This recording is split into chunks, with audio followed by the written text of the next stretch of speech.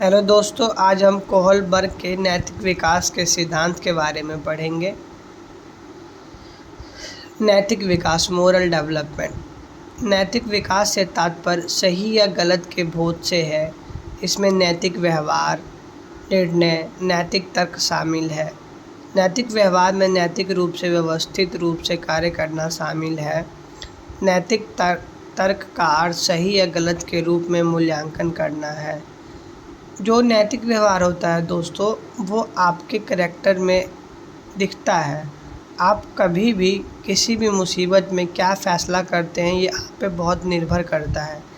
जिस व्यक्ति का नैतिक व्यवहार अच्छा होता है, वो कभी भी किसी भी प्रॉब्लम में अपना डिसीज़न अच्छा ही लेता है और उसका डिसीज़न पॉजिटिव जाता है।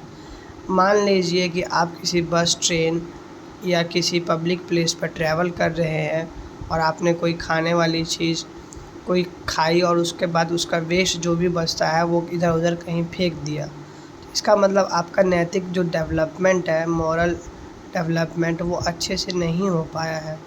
अगर आप में मोरली अवेयर है, आप डेवलपमेंट आपका अच्छे से हुआ है, आप समझते हैं, तो आप वो वेस्ट मटेरियल डस्टबिन में फेंकिएगा।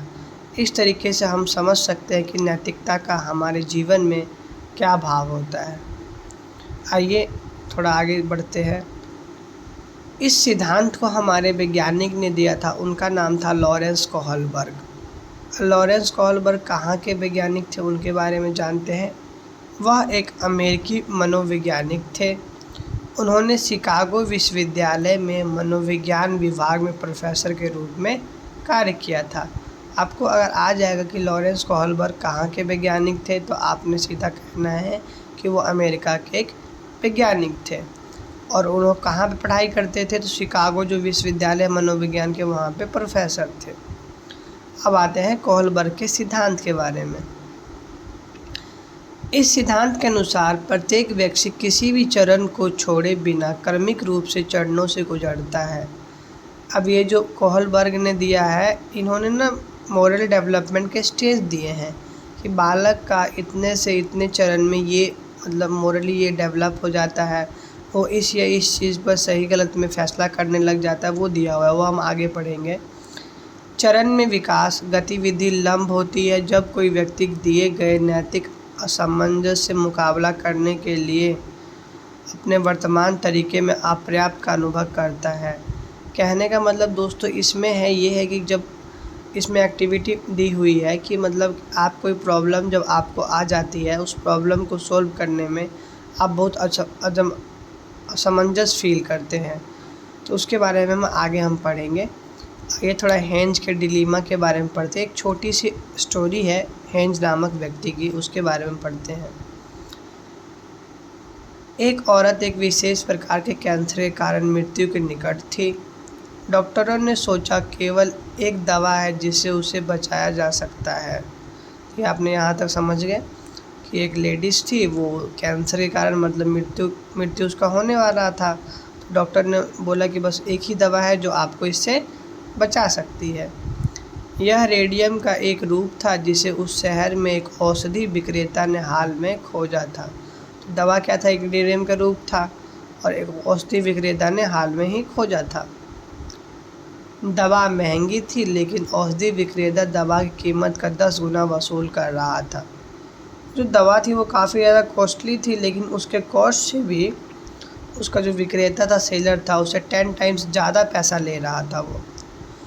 उन्होंने रेडियम के लिए $200 का भुगतान किया तथा दवा की एक छोटी खुराक के लिए $2000 का भुगतान किया।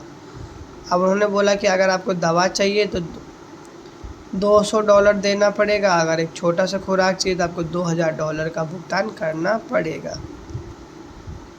अब वो औरत का पति होता है, उनका नाम होता है हेंज। बीमार औरत के पति हेंज ने उन सभी लोगों के पास गया जिनसे वह पैसे उधार ले सकता था, लेकिन उसे केवल $1000 ही मिल सके, जो उसकी लागत का आधा था। दवाई तो 2000 में थी एक खुराक, लेकिन वो सबके पास गया पैसे मांगने के लिए, केवल उसको $1000 ही मिला, जो कि उससे क्या था?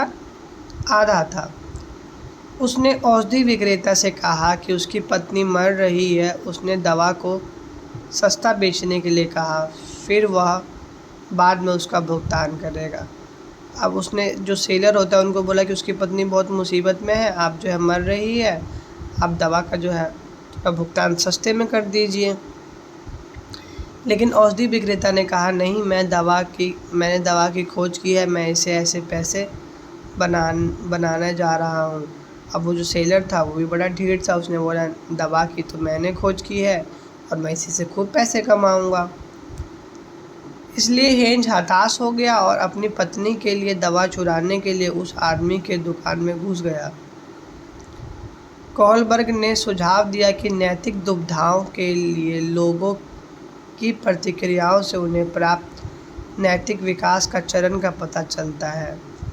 नैतिक दुविधा वह स्थिति है जिसमें कोई विकल्प स्पष्ट और निर्विवाद रूप से नहीं सही है।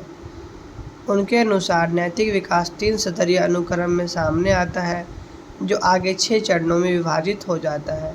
कहने का मतलब इसी के साथ देखते हुए कोहलबर्ग ने क्या किया, नैतिक विकास का अपना थ्योरी दिया। उन्होंने बोला कि वो जो है ना 3 लेवल में होता है, जिसके 6 स्टेज होते हैं। यहाँ आपने देखा हेंज के बारे में कि हेंज को क्या प्रॉब्लम थी। अब आप सोचिए कि उस टाइम हेंज ने जो किया अपने लिए सही किया क्या गलत किया, उस डॉक्टर ने अपने लिए सही किया कि गलत किया, हेंज के लिया गया फैसला उसके लिए सही था। तो यही सब हम देखते हैं मोरल डेवलपमेंट के अंदर कि आदमी कितना मोरली डेवलप है और कितने अच्छे से वो काम तुरंत कर लेता है। एट अ टाइम वो क्या फ़ैसला करता है जो उसके लिए सही हो, उसके फैमिली के लिए सही हो। इस तरीके से हमारा जो डेवलपमेंट होता है वो भी उसको कोहलबर्ग ने 3 लेवल और 6 स्टेजों में बांटा है। तो हम नेक्स्ट वीडियो में देखेंगे। धन्यवाद।